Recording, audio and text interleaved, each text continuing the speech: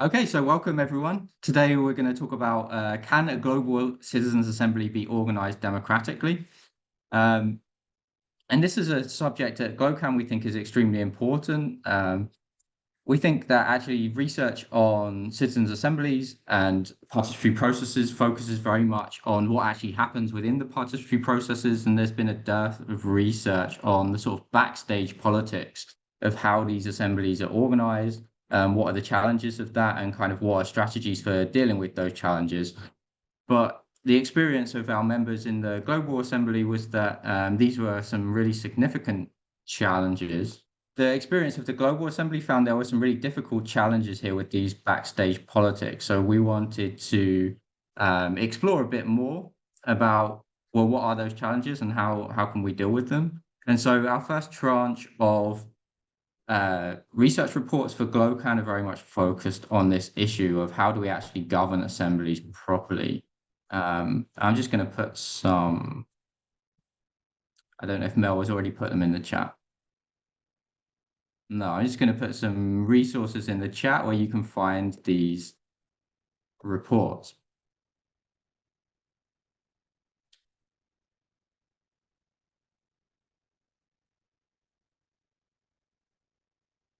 So, yeah, before we get started with the event, I just want to do some brief introductions. So my name is Rikki Dean. I'm based at Frankfurt University and the University of Southampton, and I'm one of the founder members of GloCAN. And hopefully, maybe my most, well, not hopefully, but perhaps my most enduring academic contribution today is that I actually came up with the name GloCAN.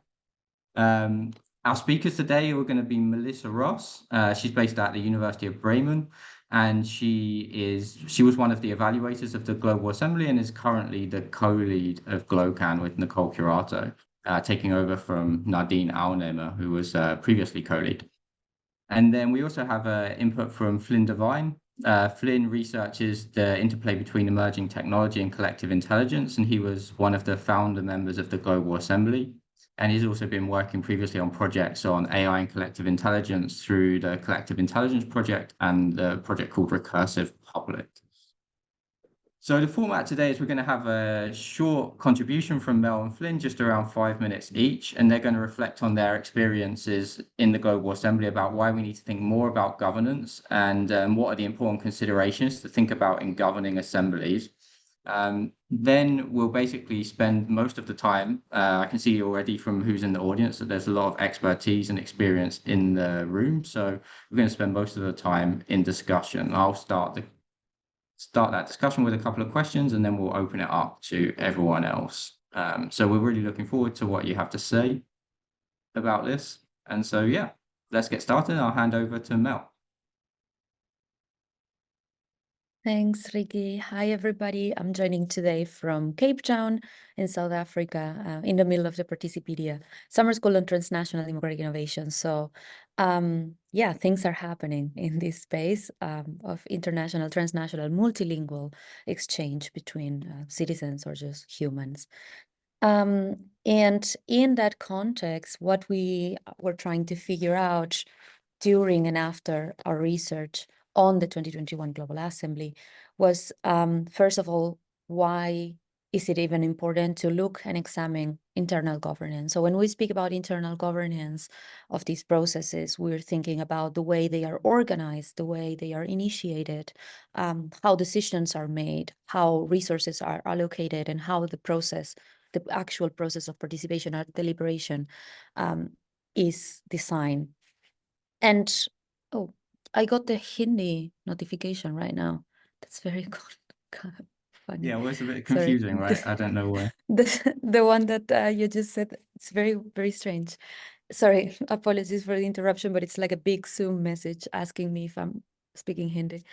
Sorry, I was saying there's two reasons I think why it's important to reflect on the governance of this process. So what I was just mentioning, right? How they're organized, who makes the decisions, and how those decisions are made. And I see at least two reasons and two dimensions why it's relevant. And both dimensions have to do with some conclusions that we took from our research on the 2021 Global Assembly. So the first reason has to do with effectiveness, effectively delivering a process will determine the experience that assembly members or participants are going to have.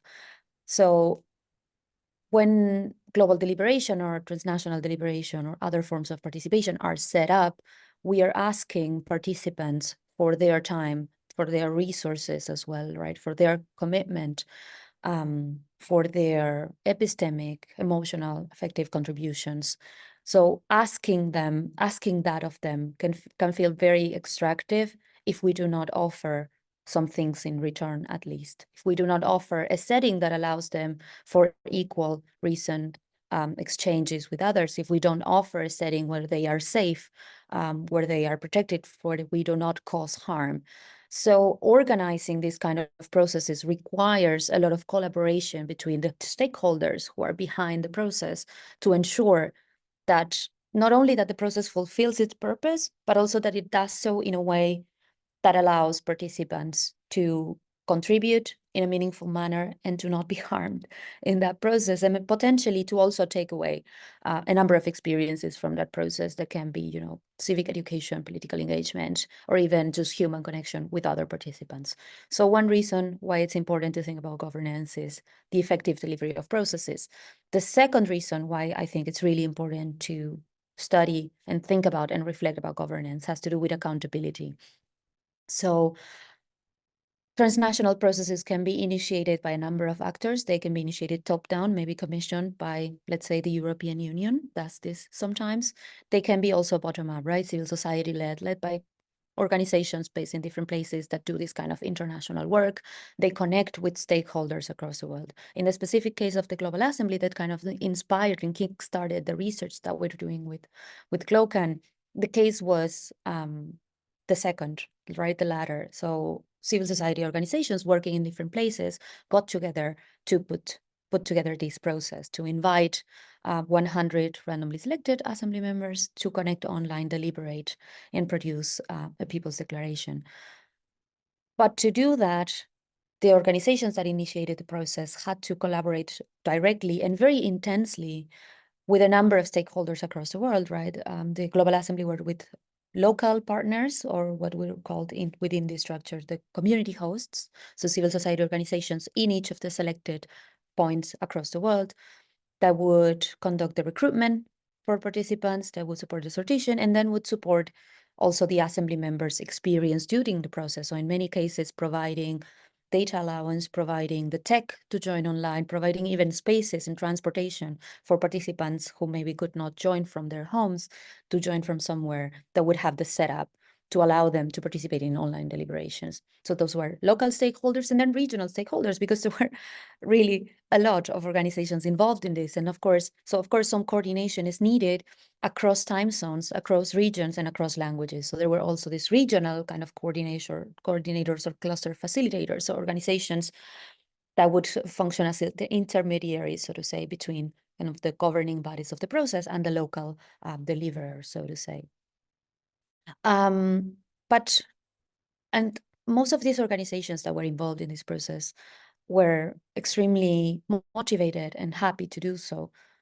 But when both participants and stakeholders join these processes, they do so from very unequal backgrounds, contexts, and places. And inequality doesn't leave the room just because we all believe in equality of all humans, or maybe also non-humans. This inequality also it determines the experience of stakeholders in being part of this process. So hierarchies do not disappear just because we wish them away. They are still there.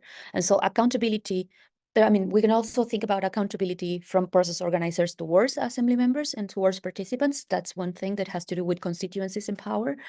But to me, thinking about governance also implies accountability between stakeholders. So accountability of local and process deliverers and implementers who assume a commitment to create, to co-create, to co-deliver this process, but also accountability from organizers, from commissioners towards those stakeholders for opening up space for adaptation of the process to local needs, also creating safe spaces for them to not causing them further harm, and also to establish very clear roles and responsibilities between each other. So I'm gonna stop there for now. I have more to say about effective and accountable governance, but I want to also hear what my other co-speaker has to say about this. Thank you. Thanks, Mel. That was very nice and perfectly on time. So we'll hand over to Flynn for his input. Hey, thank you so much. Yeah, really great to be here, and I'm looking forward to the conversation today. So I think when I was thinking about this, I took it slightly more literally on the kind of topic of the talk, which is, can we organize citizens' assemblies, or global citizens' assemblies specifically, democratically? And so I think this, this does ask a really fundamental question about this, which is for governance mechanisms and processes to be truly transformative, must we transform the way we approach governance of these mechanisms themselves?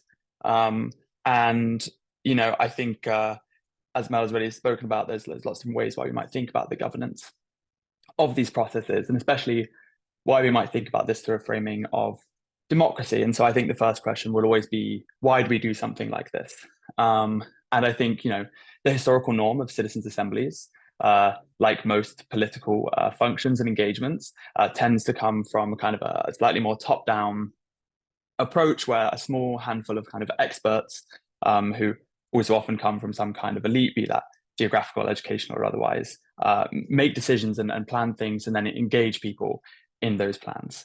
And within the kind of critical discourse, this has multiple issues around reinforcing biases and deciding who has a voice and who doesn't, and all of these very complex things. But I think to do something democratically is a fairly complex question in many dimensions. And so I think we should think deeply about what the core tenets of democracy are that we want to transpose to the organizing of these kind of events, and the best ways that we can enact these fundamental concepts. And so I think before we can talk about kind of, can we organize in a democratic way, we have to focus on a question of, what does democracy, or what does democratic organizing look like in this context?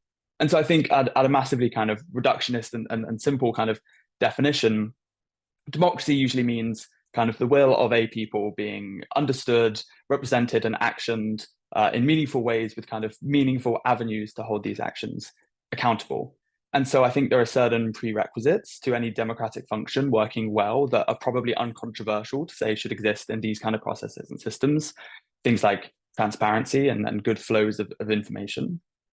However, I think having one's will accurately represented, and also thinking about how actions and actors are held accountable, is a separate question that really needs quite a lot of exploration. And so I think there are many ways throughout the world that people represent their will, be that through elections, direct democracy, things like referendums, or even kind of deliberation and more active participation like citizens' assemblies. And there's many ways that decisions are held accountable, through regulatory bodies, through policies, through governance structures, through legal enforcement, etc. And so I think we should think about, are any of these methods, or should any of these methods be applied to the organizing of citizens' assemblies and other things, or do we need entirely new interfaces? And so I think in the instance of applying it to citizens' assemblies, we have to think about this question across at least kind of 3 layers, which I've loosely put as kind of initiating, organizing, and operating. And so initiating really focuses on the questions about why a process starts in the first place and what it sets out to do. So there's fundamental questions about kind of who decides a process should take place, and who decides which process. There's a myriad of kind of deliberative processes, of political engagements more widely. And so who has the kind of authority to kind of initiate these processes in a way that we might deem democratic? And so there's question around, if it is an elected government or elected body of some kind that kind of initiates these processes, does that carry the legitimacy and the kind of democratic function we're looking for? Or if a community actor, and kind of like Mel spoke about, and like the Global Assembly was, if it's a cohort of community or kind of third sector actors or otherwise who say something like this should happen, or organize this, what methods, what kind of legitimacy is there to kind of say that people have the right to run this, or that they're truly engaging the public in a way that's meaningful? And then also, really importantly, who decides what they should focus on? So I think we can all probably agree that kind of agenda is incredibly important. And kind of as the old adage goes, like, I don't care who wins the election as long as I get to decide who's running. And so I think if the goal is to have these functions be truly kind of democratic and organized in this democratic way, then we need to ask deep questions about, how are these agendas set, and kind of how are these directions set, and can this in itself be possibly decided through some democratic function or not? And then moving on to kind of the second aspect, which I outlined as organizing. And so this is thinking about primarily the kind of fundamental question here is, does it matter who organizes the process, or does it more matter how they organize the process? And so if we think about who, I mean, I think it's pretty obvious to say the kind of organizers and kind of core designers of these kind of processes hold a huge amount of influence and sway about what the process looks like and fundamentally what the outputs might therefore be. And so if we're thinking about democracy in this context, do these organizers themselves have to be some kind of democratically placed or decided? Should the organizers themselves be elected, for instance? And if so, by who? I think, if a citizens' assembly was running in a kind of defined territorial region, possibly the public of that space could elect these people. But what happens when you get to regional, transnational, and global deliberations? Who has the legitimacy to think about electing? Is it the members of the assembly? But sometimes they're not chosen already. So is it the members of a public? Which public? Is it governments, etc.? Then a second consideration might be, to carry this kind of deep kind of legitimacy in this democratic function, do organizers have to be democratically representative of the public in question? Much like a lot of the assumptions of legitimacy of sortition-based methods come based on their kind of demographical representation, does the legitimacy require organizers to kind of have the same kind of reflection? Or if the CA is commissioned and kind of the organizers are selected by an already elected body, do we count that as democracy already? So one function of democratic form is possibly acting on that kind of will of the people. But then if we think it's less about who and it's about how, this is where I'd shift on to questions around operating. So fundamentally, I think two really core tenets here is how are decisions made internally, and also how are actors held accountable, kind of as Mel already mentioned. And so when it comes to internal decision making, is it enough that if we have a group of organizers who have already been selected through some democratic means, whatever decisions they make counts? Much like we trust politicians sometimes, some people, maybe less so these days, but to make decisions on our behalf through the kind of accepted means, be those parliaments or kind of other kind of gatherings. Or, for example, what if the only form of agreed democratically legitimate body is actually too big to be centralized? And in fact, decentralized governance is needed. How do we design decentralized governance in a way that can democratically function and also deliver what often are quite complex, specific, orchestrated processes? And then thinking about how actors are held accountable. So who has the legitimacy to hold these actors, these organizers and others accountable? Is it members of the assembly themselves? Is it governments, whether they initiated it or not? Is it acting in their region? Or is it a public more widely? Who designs how these actors are held accountable and who enforces this? I think these are all really fundamental questions that we need to ask when we're approaching the question of how can we democratically organize a system? And so I think in summary, I think there are lots of decisions that have to be made about what democratic function looks like before you can even get on to the how, as the how will largely depend on the what.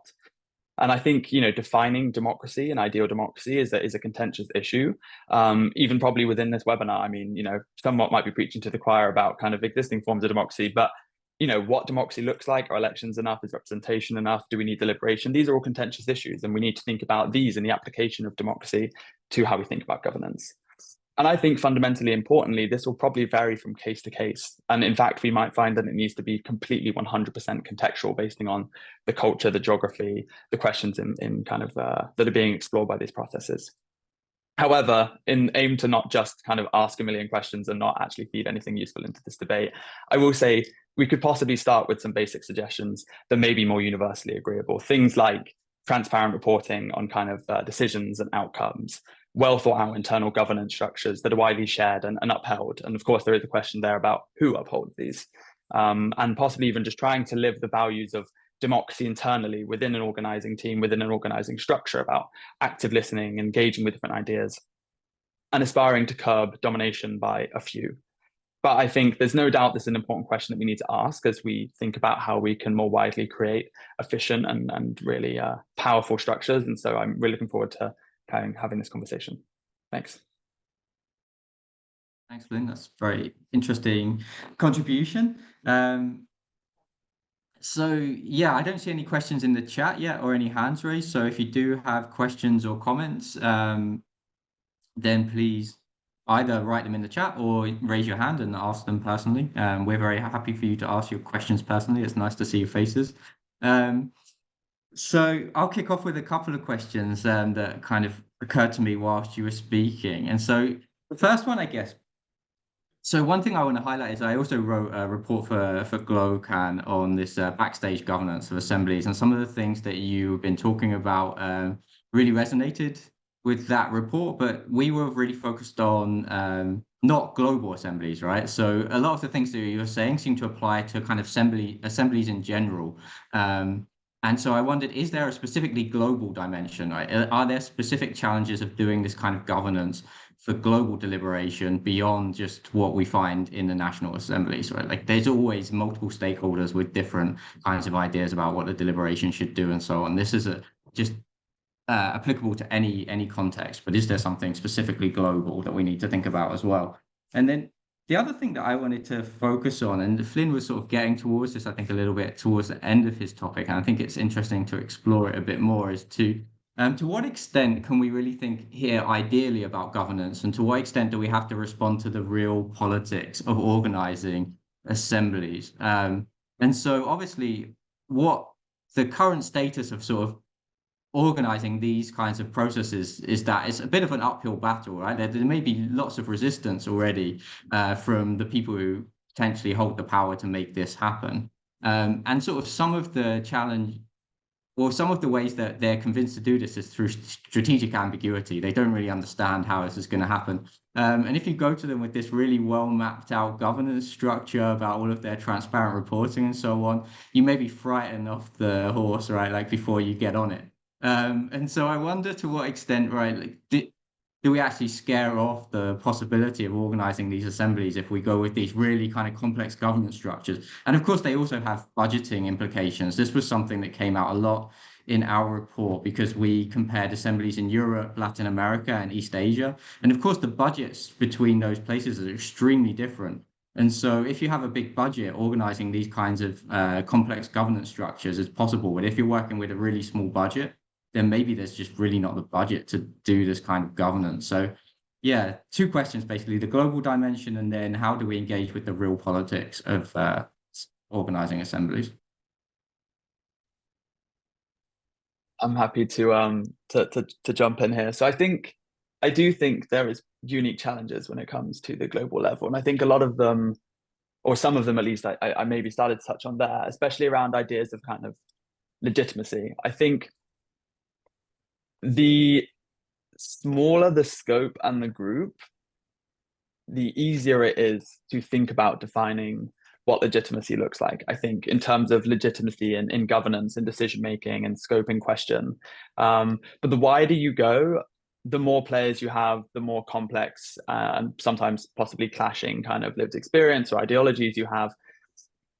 It starts to develop these new challenges. And also I would say, especially in terms of things like governance, like Mel already mentioned, for example, is, you know, when you move to way more diverse, larger scales, naturally you also start to have a much wider variance in terms of kind of experiences, power dynamics, all of these things between both organizers and also within assembly members. I think if you were, for example, running one in a kind of small town, in a small community where everyone knew each other, obviously there's always going to be varying scales and varying kind of agendas, but everyone has more similar kind of lived experiences as compared to having someone from, you know, the US, someone from Pakistan, someone from Saudi Arabia, and someone from Nigeria, all engaging in these different groups. Naturally, I think their lived experiences are have a lot more variance, and also their kind of understandings of issues, that possibly their approaches to different things. So I think understanding what legitimacy might look like, understanding how kind of what this will looks like that I was mentioning, I think becomes much more complex.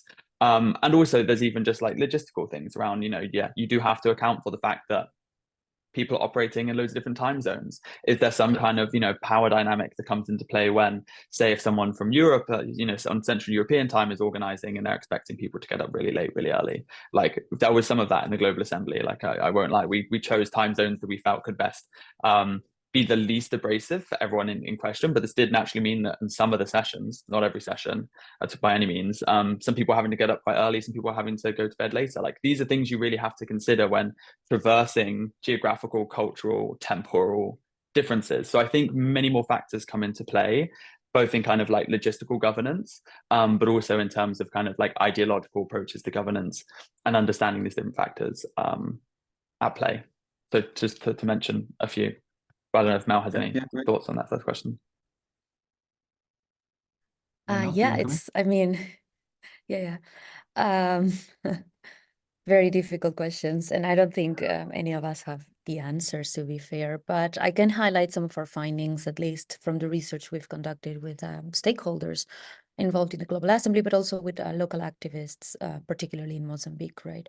So we did focus groups with around 20 participants, different stakeholders in the Global Assembly, for the technical paper that was shared in the chat, but we also did some research with co-investigators who were involved as stakeholders in the Global Assembly and local activists, trying to figure out precisely some of these questions. And I appreciate that Flynn highlighted some kind of what I would call them more procedural aspects of what it entails to scale the governance of these processes at a global level.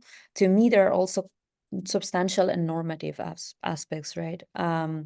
Substantial questions and problems that are gonna grow with the global scale have to do with, well, with the nature of the issues that are at stake, right?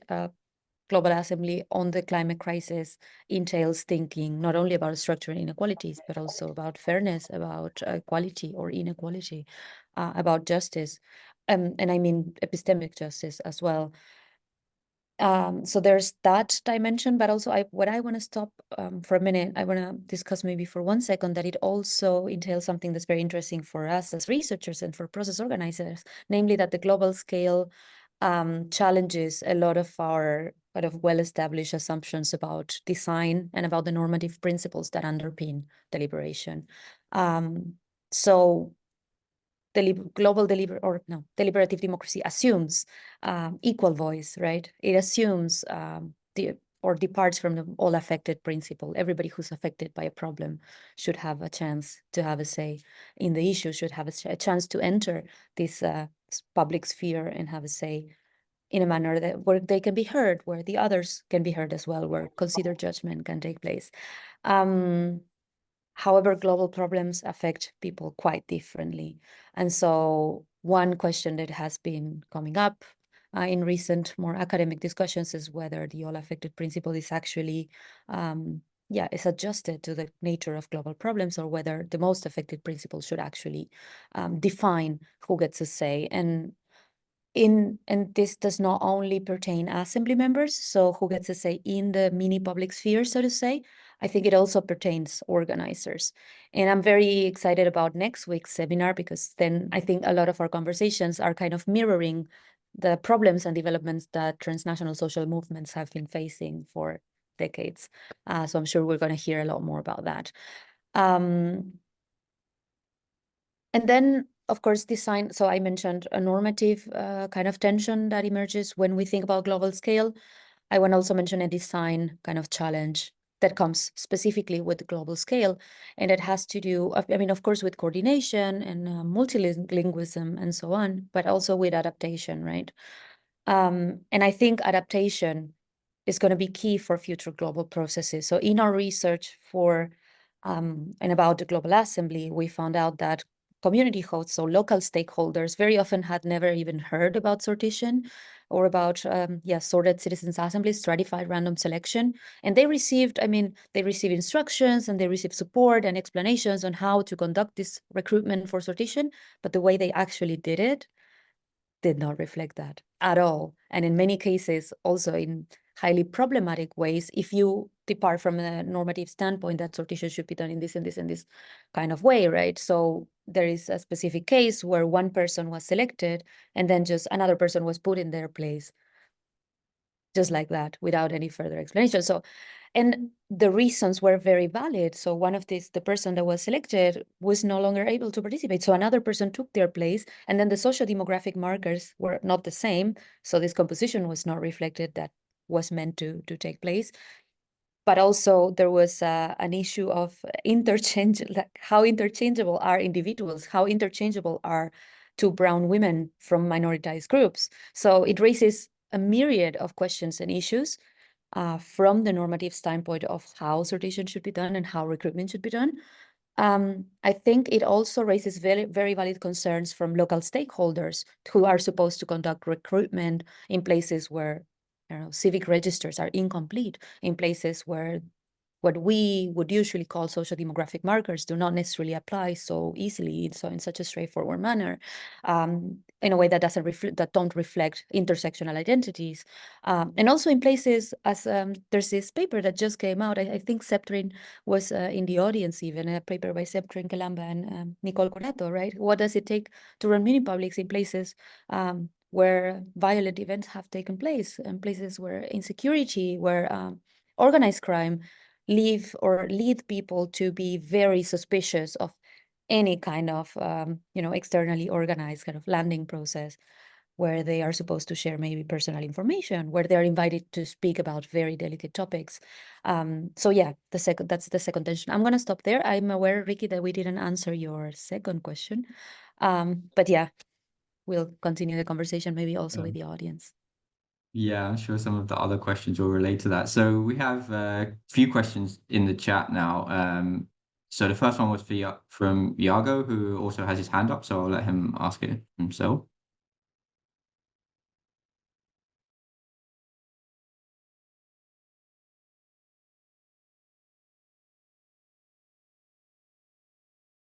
Which could be the drivers for a nice balanced governing body, no? Because usually at national scale, what we propose is some kind of diversity based, for example, of the parliamentary proportion of politicians, that they could select different stakeholders. But at global scale, we don't have this kind of parliament reference, no? This kind of reference of proportionality that also give us some kind of diversity of values also. So we are wondering how far we should be taking into account, for example, nation states. So imagine, a representative from China, a representative from European Union, a representative from other important countries, or maybe all countries, that will become some kind of United Nations Assembly again to governance these processes, or we can move to a different shift. And this is what we are trying to explore in the World Citizen Assembly Lab, is maybe use a value-based perspective of the world and try to bring people with these kind of different values into the governance bodies. And I will just share this open question. Thank you. Iago. So I think the other question, the one from Mark, is some extent related, loosely. So it's about this question of what makes it global? Is it because it involves people from around the world, or is it because it's linked to a global body in some way? So it's only a global assembly if it's linked to a global policymaking body like the UN. I'm sure you can see the longer explanation in the chat, so I won't read the whole thing out because it's quite long. And then we also have, I think, which could also connect to what Iago was just saying there, comment from Claire about what could an ethics board look like. And this, I guess, maybe the same questions that Iago just posed about the stakeholders would apply to this kind of ethics board. So yeah, let's get Mel and Flynn's reflections on that. Mel, do you want to go first? Okay, Flynn, do you want to go first? Mel doesn't want to go first. Sure. So I think in terms of the question of like what makes it global, it's probably all just down to like, I wouldn't say there's a unified definition. And I also think a lot of it's tied to your theory of change. So if your theory of change orients around changing international policy, then possibly one of the grounding factors of a global assembly will be orienting towards a global policy-making body. We don't really have one of those. Like the UN is not really a policy-making body, like I would say in the strictest sense. Like they don't have much teeth to like make many things happen. They're more of a convening space and then kind of, declarations, etc. But that's not to say you couldn't engage with the UN. We had a bit of light touch engagement with the Global Assembly, mostly around the fact that our kind of linchpin, one of the linchpin aspects of the Global Assembly was interacting at COP26 in Glasgow. And so I think, yeah, your approach to global can mean many different things. I think my approach would more be that it's about engaging global publics. But again, this is a conversation you can spin this many different ways. With the Global Assembly, we took an attempt at a kind of, we took an approach towards like population weighting, for example. However, one of the criticisms of this approach, which I don't think any are perfect, and I think each has its own trade-offs and kind of value bases, but is that, for example, you could go for a kind of a most affected approach. So depending on the topic, you engage people from around the world, depending on who's most affected. Or you can take on a kind of, possibly what you might call a all affected approach, or some other kind of approach that's weighted by population density. So I think this question of like global probably could mean multiple different things. However, I probably would say I'm not sure of the kind of like legitimacy and also efficacy in terms of creating change at a global policy level if it didn't engage a global population. So maybe one is a prerequisite to the other, but like one isn't. That's my take, at least on the first question from my point of view. I'm sorry, I've actually forgotten the second question. The other questions were about the sort of the concrete, how do you identify the relevant stakeholders? This was Iago was mostly focused on stakeholders, and then Claire was more about what would a sort of general ethics board look like. And I think maybe the same questions would apply there. Who occupies this ethics board and so on? How do we decide who those people are? Mel, do you want to respond to that one first and then give Flynn time to think? Yeah, I think maybe we can have the ethics questions after, because I think the global and the who are the relevant stakeholders are kind of connected, and the ethics is kind of a bit of a different flavor. And maybe Claire can come in and share a bit more also as well. If that's okay with you, Rikki, I'm just taking over the moderation here. What is global? So again, I guess, this is a question we're posing ourselves in GloCAN as well, right? Like some of the processes we're examining are transnational, some are global. Why do we say the Global Assembly is the first truly global deliberative forum, and so on and so forth? I think the way, at least, that we are thinking about it has to do with the nature of the issues at hand, right? Like some issues are truly global in that they affect the entirety of the planet, the climate crisis being the most obvious, but also global pandemics, for instance, and of course, global inequality as well. I would say there are other examples that are also very interesting to explore. Another very kind of immediate example has to do with the fast, rapid development of AI technologies, for instance, that can alter the conditions under which we live forever and are absolutely out of any kind of state control and developed by corporations, with little accountability to any kind of clear constituency. So there's a number of issues that one could claim can affect the global population, and in that sense, the global population should have a say in them. So I guess that's what we're thinking about. And so who are the global stakeholders? I think it's a very valid question. And I think there's a lot of room for exploration and experimentation in how, not only in who is part of, let's say, transnational and global assemblies, but also who organizes transnational and global assemblies. So the composition of members, I think there's also room for experimentation there. So what would a global assembly look like if we have so randomly selected or sorted assembly members through stratified random selection with social demographic markers alongside representative from global governance institutions? So that could be fun for participants and for us, not so much probably for representatives from global institutions. But I'm more interested today in thinking rather about the governance. So who would be the relevant global stakeholders to have a seat at the table in designing and conducting these processes? And here I want to raise two considerations. So first, this process, even though they're growing and they're growing fast, they're still relatively marginal. So most people around the world, even activists, even deliberative Democrats, do not know that these processes are happening. So I think the question is rather, how do we reach potential stakeholders that want to join these processes in the first place? The second has to do, of course, with representation. So who sits at the table obviously makes a difference. So who initiates these processes? Again, Flynn raised this point earlier. Who has the legitimacy to call one of these processes? And that is, I think, it's a question that will depend on a number of contextual factors. Thinking about the climate crisis, I think pretty much anybody has the legitimacy because it is an urgent issue that puts all of our lives and livelihoods at stake. But then what one does after the process is initiated is the most interesting question, I would say. And so some points that came up in our research about the Global Assembly revealed, for instance, that local stakeholders would sometimes have liked to have a seat at the table, that some constituencies were not represented, right? So you have civil society organizations, most of which were based in Europe, in the Global North, leading this process, connecting with local stakeholders. So Global South delivers, but Global North decides. In itself, kind of its attention, and it's not necessarily ideal and doesn't reflect, for instance, some of the principles that all of us would agree are democratic. But even more than that, if we're talking about the climate crisis, what about small island nations? What about indigenous nations? And how do you give them a seat on the table as well? And not just for procedural purposes to give your process legitimacy, but also to try and understand how to better reflect the needs and demands from those populations who are going to be the most affected.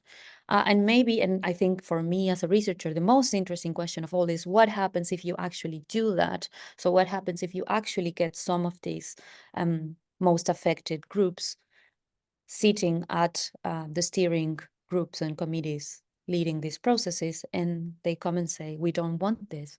We want something completely different, or we want the mechanisms that we already have in place to put these demands in the global stage, right? So there is a question, we were discussing this here at the Participator School yesterday, precisely. What voices are amplified and what voices should maybe be de-amplified? But yeah, these are provocations mostly, but these are provocations that are coming also from evidence. So I think some rethinking is needed. The last point that I will raise about who has a seat at the table and who decides how processes are designed. These processes are extremely demanding, extremely difficult to organize. I don't have to tell the audience this. Many of you have done this and are doing this and do this for a living. So you know, they're extremely demanding, they're extremely complex, and they're very hard to put in place. They're very rewarding for everybody involved in many ways, but they demand a lot. And so some of the stakeholders that we interviewed, so local stakeholders, regional stakeholders involved in a global assembly, were saying, so actually, this is a job for me. I just want to go deliver my work and then go home to my family or to live my life. So that should always be an option as well. And this is one of our findings in the technical paper, right? Stakeholders and relevant stakeholders should be definitely invited to have a seat at the table, but there should also be the option not to, and there should also be the option and possibility to develop connections to other kinds of processes that may or may not be more effective to reach the common goal. So this just adds complexity to the whole thing, but yeah, we live in a very difficult world. Thanks, Mel. So there was a follow-up question by Mark about where should the outcomes or recommendations go, who needs to receive them for the exercise to make sense, which is linked to his previous question, right, about does this need to be linked to the UN? I'd actually like to abuse my privilege as moderator here and respond to that one a little bit, because it kind of speaks to a lot of work that I've done recently, because I guess the issue is if always I think we're actually too focused in our organization on citizens' assemblies with the authoritative policy-making body. And so if you suggest that it always has to be connected to an authoritative policy-making body, it means it's essentially always illegitimate for civil society groups who can't promise to implement the recommendations to organize these kinds of processes.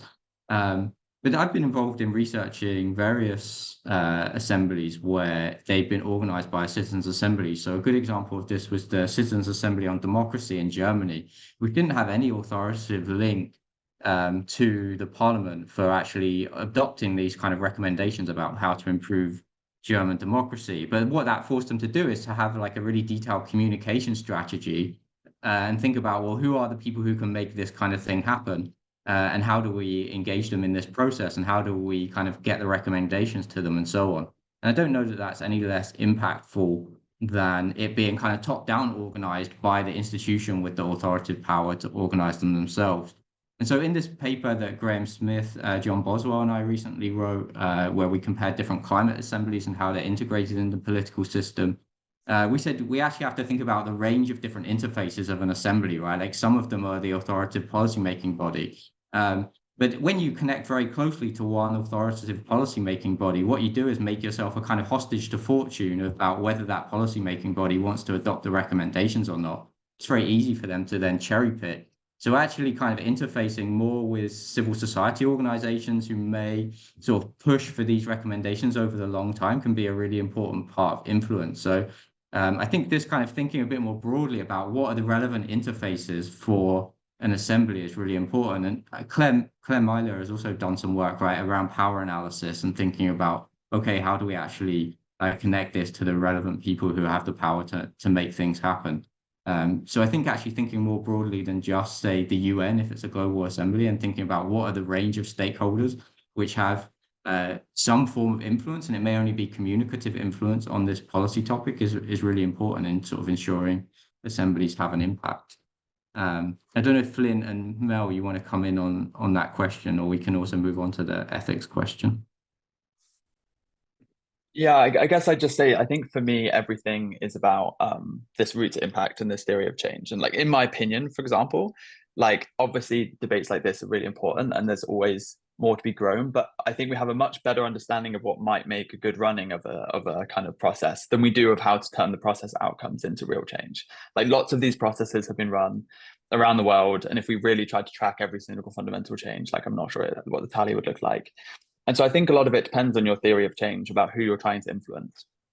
And I am a fan of exploring these alternative approaches beyond just interfacing with existing policy bodies who exactly kind of reinforce the power dynamic. And that was definitely our approach with the Global Assembly. Within our kind of theory of change, which is in our report somewhere, one of the kind of assumptions we started with was like, national governments will not listen to this by itself. Like, well, let's work from that assumption up, that we're going to produce these outputs and no one's going to instantly turn around. We're not going to go to COP and everyone's going to go, oh man, like this has happened, let's all change our entire policy we came here with.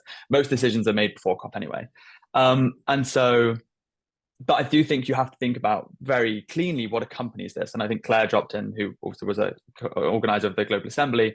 Claire's dropped in the chat a piece her and another organizer wrote. And, you know, we have to really solidly think about the different routes you take. So, for example, one of the things we were exploring, which we didn't manage to push through as far as we wanted, was, well, what does it look like to create kind of like mass cultural movements around this? I don't think it's enough to say, you know, it's probably not enough to just say, let's like do something and hand it over. And then like, you know, look what happens in France or other places where realistically very little of it's taken forward. It's also probably not enough to say, oh, let's do it ourselves and just like, oh, shucks, we'll really push for it. Like, you have to think about how you combine this with other methods of real change making, be that like other forms of interfacing, like lobbying, be that setting up new parties, be that setting up companies. You know, if you're talking about like AI, for example, like, is it setting up a new AI company? Be that starting a mass movement of civil disobedience, be that many different things. And so I think in terms of change making, you have to view this as an interface with like other forms of change making as well. Like, these processes are not necessarily, as they stand right now, a change-making mechanism in and of themselves. So I think it's a really important question. And in terms of who it should go to globally, like, I don't know. Like, global governance doesn't really work right now, in my opinion. Like, you know, if COP worked, we wouldn't be on like COP29. If, you know, global governance worked effectively, we wouldn't have as many conflicts as we have, etc. So I think interfacing with the global is a whole new challenge and a whole new paradigm. And we need to really fundamentally explore that in this space as well. Yeah, great. Mel, did you want to come in? Just for a second to say that I think we are going to have more space to reflect about the question of impact on global governance in our fourth session. So in 2 weeks' time, I just put the link in the chat if folks are interested to join in 2 weeks, and then we will also have input from our researchers and others to figure out, is it possible? Can we do this? And if so, how? Yeah, I'm aware we don't have so much time left, so maybe then it makes sense to move on to this ethics question, and Mel, maybe you can start us off on that one. I wanted to ask Claire if she wants to come in and pose the question.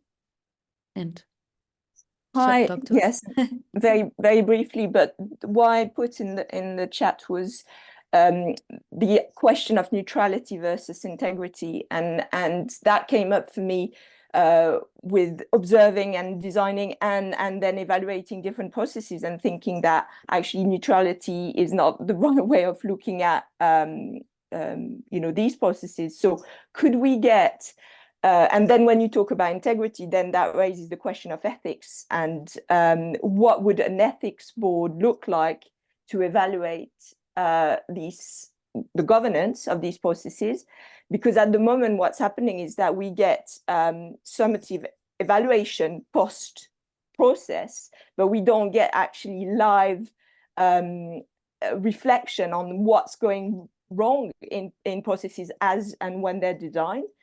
So I'm wondering if there's any example of ethics board that have been set up, potentially not just for deliberative initiatives, but others. And could that be designed so that it covers multiple processes, not just one-off? And finally, yeah, who would be on these boards? Yeah, great.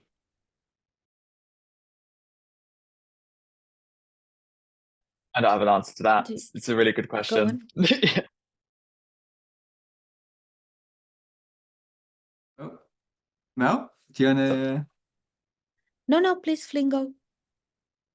He said he No, doesn't I have an was answer. just, yeah, I don't have an answer. It's a really good question. I think it's, again, I think there's obviously an element of what does that look like? Sure, there's an element of like, we need necessary expertise to probably be like an effective oversight group. But then you have to think about like, okay, but is there a democratic function, for example, that needs to choose that oversight group? So maybe it's not for us to say, oh, here's like these top leading like academic experts or whatever about, you know, citizens assemblies or like, you know, who have sat on a million ethics boards themselves. But if you essentially have an ethics overview board of global deliberative processes, they then are now imbued with an element of like power over kind of global processes that, you know, that may possibly lead to international change. And so I think this opens up a whole new kettle of fish about like, you probably have to engage some kind of processes to choose who's on that board beyond just like a level of expertise, but also my assumption, I think you'd have to imbue that with some kind of democratic legitimacy, which is not something we'd maybe answer in 3 minutes, but that's my basic take. Yeah, No? I also want to say, it is a big question. And I think maybe Rikki can also jump in and share a little bit of their findings about who had ethics boards or ethics oversight in the processes they studied in East Asia, Latin America, and Europe, which were local, regional, or local or national level, right? But maybe you have also some insights from there.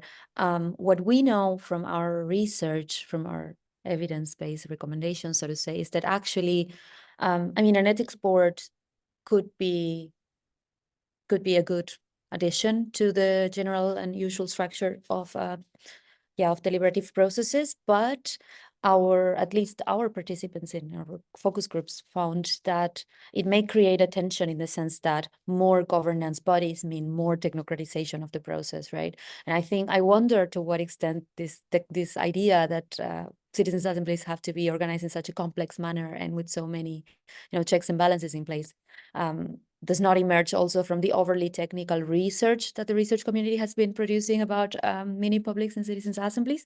So maybe we are responsible for this kind of over-technification of the processes as well. What our interviewees found was rather that what would be important to have is not necessarily a board, right? But some kind of ombudsperson, an immediate mechanism to trigger when conflicts arise. And the conclusions are twofold for me. So first, I think that we view the internal organizations of the governance of assemblies in an overly technical manner, even though these processes are highly political processes, and all of us who are sitting here are highly politicized as well, and very much happy to be so. So why do we struggle with acknowledging power and hierarchies within internal governance? So that's one thing. And then acknowledging power and hierarchies and acknowledging that tensions are going to arise and that conflict belongs in human interactions of any kind, and most importantly, in global human interactions and international kind of collaborations, then the important thing would be to have someone that people can talk to, like a person, someone who is tasked with mediating in conflict. So the very kind of straightforward answer would be just having a trained mediator who is available and at the disposition of anyone, assembly members, stakeholders, so local deliverers, implementers, process designers, commissioners, and that has the authority seated by everyone involved to figure out how to solve conflict. And mediation can take many forms. So I think that's maybe one avenue to explore. If there's interest in a more formalized body, what I've been thinking about is truth commissions. So truth commissions are usually composed of very well-established researchers, sometimes politicians or political figures, and activists, and you have kind of a mixed composition. But to me personally, that sounds overly technical, and the ombudsperson mechanism may be a bit more straightforward. But Rikki, I know I'm talking for super long and we have to close. So Rikki, do you want to maybe jump in as well? Yeah, thanks for putting me on the spot about the ethics question. I mean, I think in our cases, what the main finding was actually that this issue had not really been thought about enough, I would say. There were a range of sort of different practices responding to different aspects of the integrity of the process, but mostly responding to, like, do the citizens feel safe in the space or so on? Do they have some place to complain to? But thinking about the integrity of the governance as a whole, like, I don't think we found anyone which had a kind of robust process for this is the way that we respond to complaints from outside stakeholders, that this process is illegitimate in one way or something like that. And of course, I think this is also relates to the fact that these processes are often seen in quite a technocratic way, but they're always an intervention into politics, right? And there are always going to be actors who aren't on board, who want to challenge the legitimacy of this process. And if you can't respond to their critiques in a convincing way and say, okay, we had these processes in place which ensured the integrity of the process, then I think it can actually be quite problematic for the impact later down the line, because it just becomes easier for the actors who aren't on board to kind of delegitimize the process and the recommendations that came out of it. So I think it's a really important challenge to solve in the future. So it's a good question to finish on, because we've got one minute. So yeah, we thought we'd just finish with a very brief, like, what's our main takeaway from the discussion today? And I think from me, it would be this, right? Like, actually, we do need to think a lot more about this. How do we defend the integrity of the processes to stakeholders who may not be on board with the idea of randomly selected citizens making recommendations about things? So it's a good prompt from Claire that we need to think about more about that. So I just pass over to Mel and Flynn for what's your key takeaway? What did you learn today, or what do you think we need to discuss more? Flynn, do you want to go first?